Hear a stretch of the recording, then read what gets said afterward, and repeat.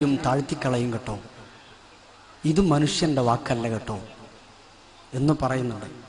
ഓരോ സൂറത്തുകളെ പരിചയപ്പെടും.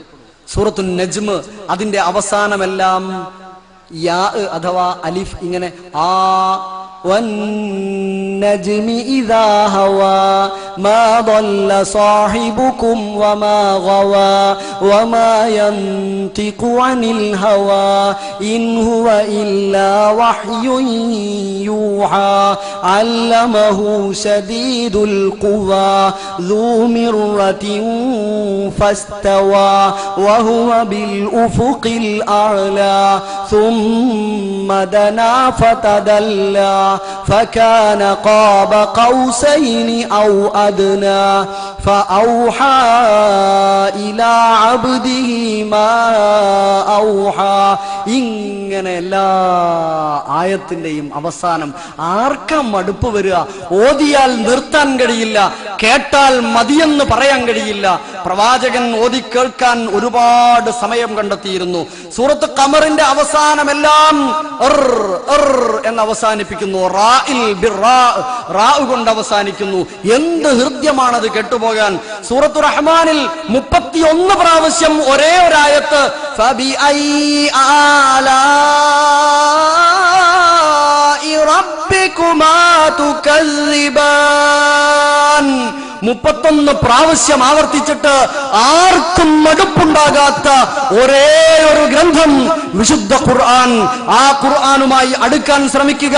സൂറത്തുൽ ഹാഖയുടെ അവസാനം എല്ലാ ആയത്തുകളുടെയും അൽ ഹാഖ മൽ ഹാഖ വമാ അദ്റാക മൽ ഹാഖ എല്ലാം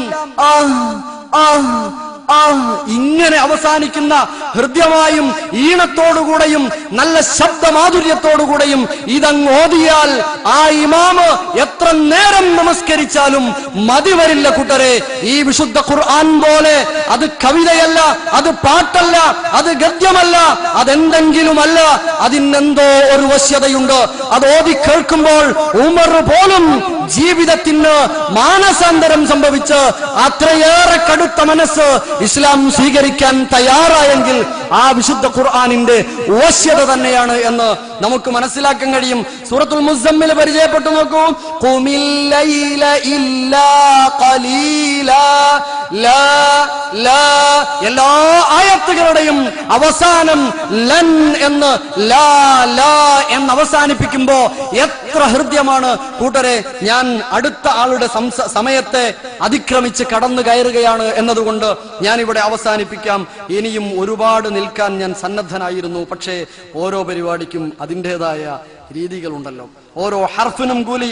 അതുകൊണ്ട് കണ്ണ് ചിമ്മാതിരിക്കുക, വരികൾക്കിടയിലൂടെ ആശയങ്ങൾ ഗ്രഹിക്കുക. കയ്യിലൊരു വെളിച്ചമുണ്ടായിട്ട് അത് പ്രകാശിപ്പിക്കാതിരിക്കല്ലേ. പരിസരം അത് തിളങ്ങട്ടെ. വിശുദ്ധ ഖുർആനിനെ കുറിച്ച് പറഞ്ഞ ആയത്ത് വലൗ അൻസൽനാ ഹാദൽ ഖുർആന അലാ ജബൽ ഇതൊരു പർവ്വതത്തിന്റെ മുകളിലായിരുന്നു അവതരിച്ചതെങ്കിൽ ലറഅയ്തഹു ഖാശിആ മുതസദ്ദിഅൻ മിൻ ഖശ്യത്തില്ലാഹ് ഭയന്ന് അത് പൊട്ടി തകർന്നു പോകുന്നത് നിനക്ക് കാണാമായിരുന്നു. പക്ഷേ ഇതൊക്കെ കേട്ടിട്ടും കുലുങ്ങിയില്ല നാം എങ്കിൽ ഒരു കാര്യമുറപ്പ്, നാം കേട്ടിട്ടില്ല കൂട്ടരെ. നാം അതിനെ വേണ്ട രീതിയിൽ മനസ്സിലാക്കിയിട്ടില്ല. അത് വായിച്ചാ പോരാ, അതിനുള്ളിലൂടെ വായിക്കണം.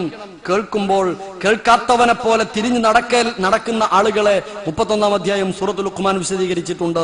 കഅന്ന ഫീ ഉദുനൈഹി വഖറ ആവരുത്, ചെവിയിൽ കട്ടിയുള്ളവരെ പോലെ. ഞാനൊരു ചോദ്യം ചോദിക്കട്ടെ. ഖൈറുക്കും മൻ തഅല്ലമൽ ഖുർആന വഅല്ലമ നിങ്ങളുടെ കൂട്ടത്തിൽ ഏറ്റവും ഉത്തമർ ഖുർആൻ പഠിക്കുകയും പഠിപ്പിക്കുകയും ചെയ്യുന്നവരാണ്. ഈ ശബ്ദം കേൾക്കുന്ന ഈ ഇരിക്കുന്ന എത്ര ആളുകൾ ഖുർആൻ പഠിക്കുകയോ പഠിപ്പിക്കുകയോ ചെയ്യുന്നു? ഈ ഇരിക്കുന്ന എത്ര പേർ ഖുർആൻ പഠിക്കുകയോ പഠിപ്പിക്കുകയോ ചെയ്യുന്നു? ചോദ്യത്തിന് ഉത്തരം കണ്ടെത്തണം. ഖുർആൻ പഠിക്കണം. അത് തലയിലങ്ങ് കേറിയാലുണ്ടല്ലോ വിടൂലട്ടോ, വിടാൻ കഴിയില്ല, ഒഴിവാക്കാൻ കഴിയില്ല. അത് ജീവിത ഗന്ധിയ. സഹോദരങ്ങളെ, സഹോദരികളെ, ഖുർആനിനെ നമ്മുടെ വഴിയിൽ വെളിച്ചം വീശുന്ന മാർഗദർശനമായി സ്വീകരിക്കാൻ ശ്രമിക്കുക, പ്രാർത്ഥിക്കുക. അല്ലാഹു അങ്ങനെ യഥാവിധി ജീവിക്കാനും സമാധാനം കണ്ടെത്താനും സാധിക്കുന്ന യഥാർത്ഥ മുത്തഖികളുടെ കൂട്ടത്തിൽ നമ്മെ ഉൾപ്പെടുത്തി അനുഗ്രഹിക്കുമാറാവട്ടെ.